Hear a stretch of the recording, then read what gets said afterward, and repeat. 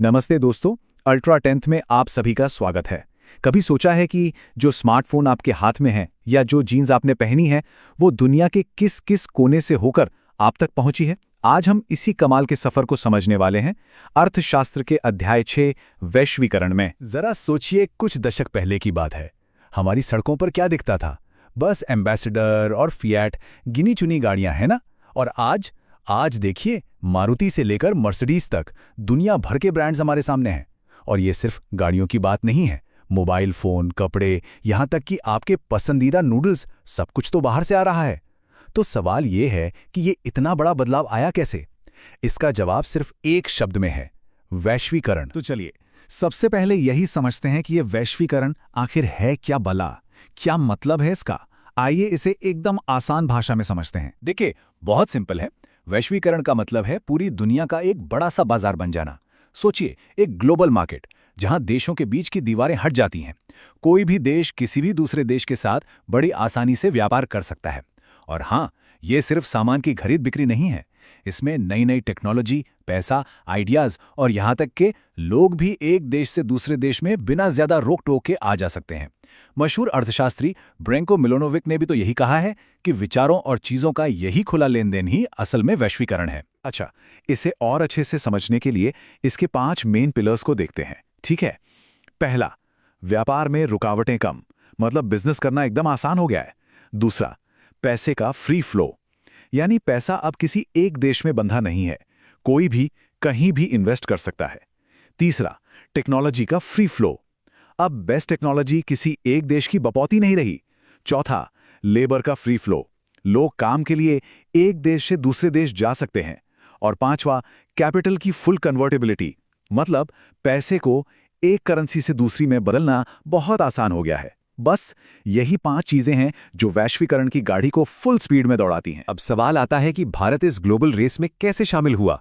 तो सुनिए, भारत में वैश्वीकरण की कहानी में एक जबरदस्त ट्विस्ट आया 1991 में, और इस ट्विस्ट का नाम था एलपीजी सुधार। तो बात है 1991 की। जरा उस वक्त को इमेजिन कीजिए। भारत की आर्थिक हालत बहुत खराब थी। देश की तिजोरी लगभग खाली हो चुकी थी। हमारे पास बाहर से सामान खरीदने के लिए विदेशी पैसा यानी डॉलर वगैरह खत्म होने वाला था। मतलब देश एक बहुत बड़े आर्थिक संकट के मुहाने पर खड़ा था। और ठीक तभी सरकार एक ऐसी क्रांतिकारी पॉलिसी लेकर आई जिसने भारत की किस्मत ही बदल दी। इस नई पॉलिसी के आप कह सकते हैं 2 मेन हीरो थे। पहला था एल यानी लिबरलाइजेशन, हिंदी में उदारीकरण। इसने क्या किया? इसने व्यापार के रास्ते में लगे सारे फालतू के स्पीड ब्रेकर जैसे कि लाइसेंस राज और कोटा सिस्टम सबको हटा दिया, रास्ता साफ। और दूसरा हीरो था पी यानी प्राइवेटाइजेशन, मतलब निजीकरण। इसमें सरकार ने अपनी कंपनियों को प्राइवेट हाथों में देना शुरू किया ताकि वो और बेहतर तरीके से काम कर सकें और कंपटीशन में टिक सकें। तो अब कनेक्शन समझिए। उदारीकरण ने तो दुनिया के लिए भारत के दरवाजे खोल दिए, और निजीकरण ने हमारी कंपनियों को उस ग्लोबल कंपटीशन के लिए तैयार किया। और जब ये दोनों मिले, यानी एल और पी मिले, तो उन्होंने जी मतलब ग्लोबलाइजेशन के लिए एक सुपर फास्ट एक्सप्रेसवे बना दिया। ठीक है, तो ये तो हुई भारत की बात। पर पूरी दुनिया में वैश्वीकरण की इस गाड़ी को धक्का कौन दे रहा है?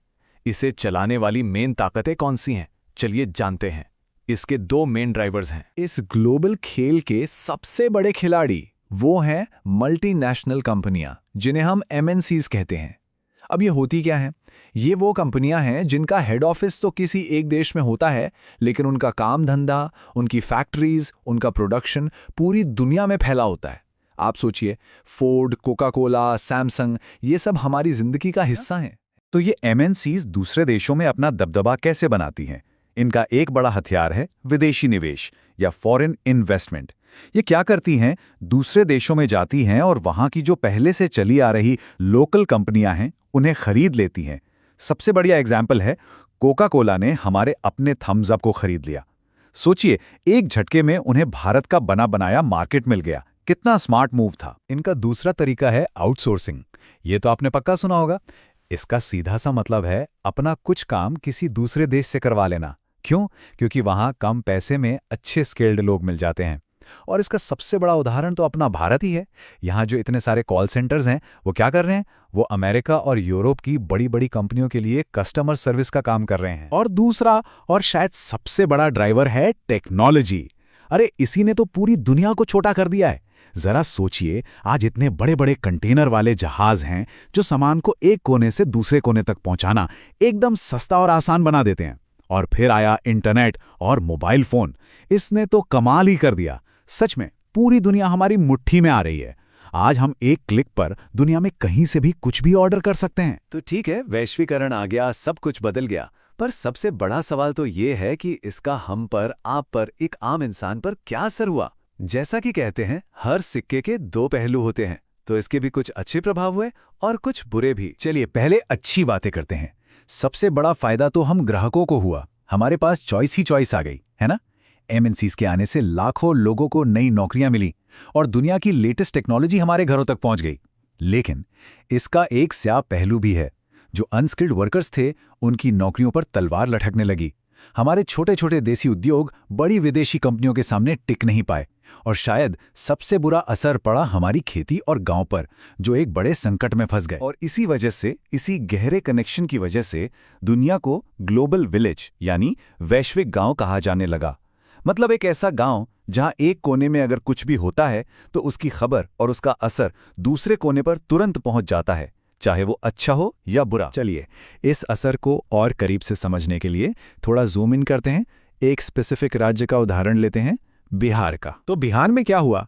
देखिए, कुछ अच्छी चीजें हुई, जैसे खेती का प्रोडक्शन बढ़ा, वहां से एक्सपोर्ट भी होने लगा, थोड़ा बहुत विदेशी निवेश भी आया और लोगों को वर्ल्ड क्लास सामान मिलने लगा।